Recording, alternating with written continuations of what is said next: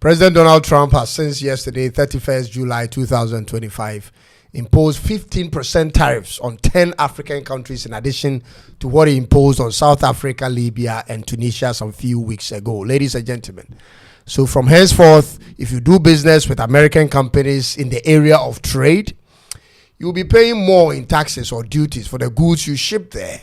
Ladies and gentlemen, welcome to the new era of where you must rethink quickly or get knocked the F out. In as much as this policy by the US government is going to affect a lot of small and large export businesses and revenues in Africa, and my opinion might come off as insensitive towards people's plight and sources of livelihoods, I must tell you this, that I am extremely excited that these tariffs are in. I am not excited that people's businesses are going to be affected. That is not where my excitement is.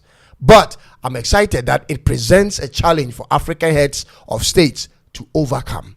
I have always said on this platform that we either change our ways or stand no chance of what's ahead in the future for Africa. And I knew it was going to happen sooner than later. And I always knew, ladies and gentlemen, it's going to take one or two situations happening to get us to wake up as a continent. Why must 1.5 billion population be worried over 341 million people and their decisions if we did our homework right? Ladies and gentlemen, you have to really think through what I'm saying. This is how ridiculous we are as a people.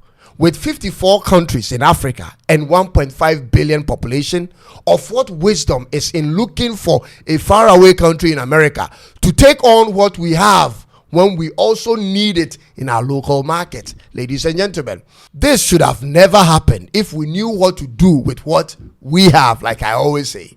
What have we been doing with our resources on our own without these Western countries?